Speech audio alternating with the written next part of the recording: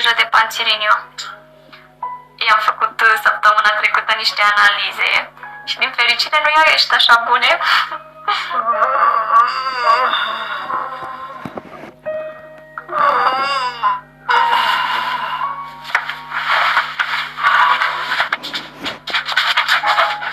Auzi, fată? N-ai vrea să ieșim de seară la restaurant? Că i-a venit pensia lui Panțiriniu al meu. Din păcate nu pot, am foarte multă treabă, trebuie să fac curat în casă, trebuie să am grijă de doamna Bela.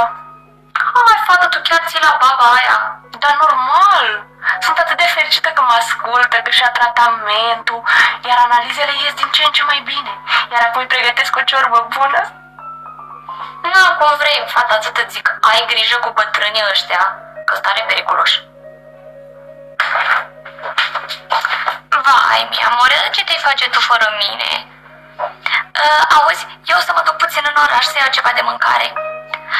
Și să știi că am găsit o geantă mișto. Nu cred că e o problemă dacă mi-o cumpăr, nu? Vai, știam eu. Auzi, să știi că diseară vor veni prietenele mele pe la mine. Ciao!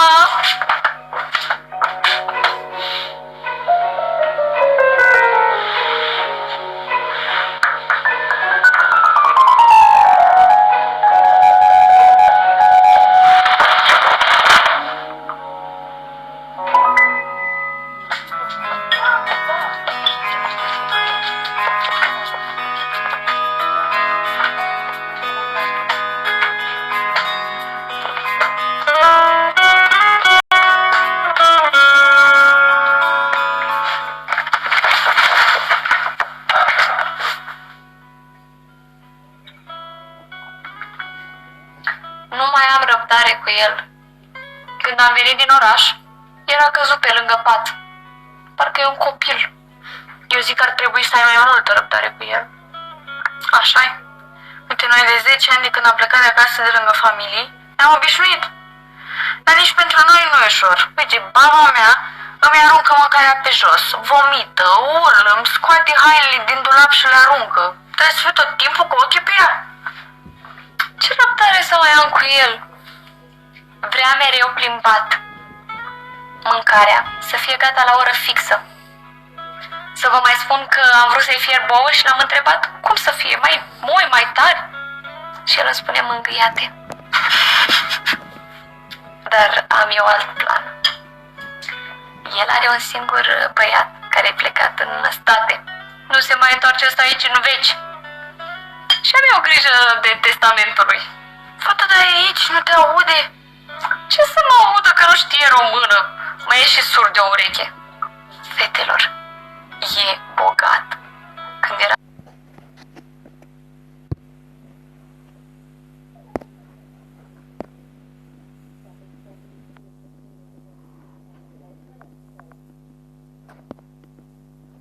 Era tânăr, era afacerist.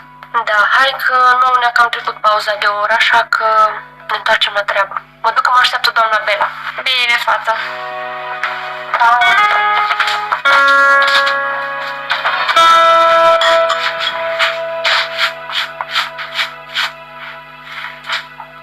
Ce-i, fată, de ce m-ai chemat?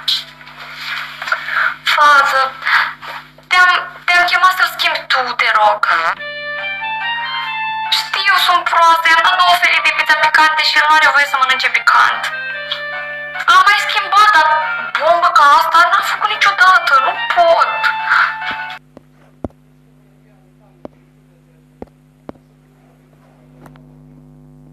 Pensia.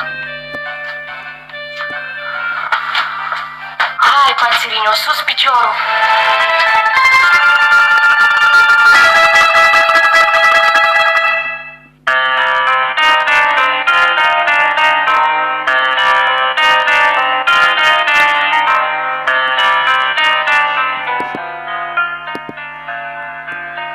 Qui siamo in una situazione abbastanza drammatica. Non è più un lavoro da dottore, lo stiamo perdendo. Bisogna chiamare il notaio. Ai, signore Panțiriniu, nu vine să cred. Nu pot să cred ce veste sfâșietoare. Nu pot să cred că tot averea ta îmi rămâne mie. toate cardurile tale cu 800.000 de euro și casa ta. Și am ținut așa mult la tine. Ai ținut pe dracu să te ia. Vorbește română! Tutto, averea mea, rămâne la mia amore.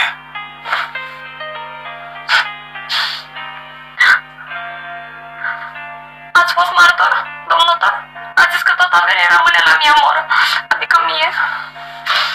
Da, am analizat testamentul autentic lăsat de către testatarul Panțirinio Fabrizio, în care reiese faptul că toate bunurile sale îi revin lui Mi Amore.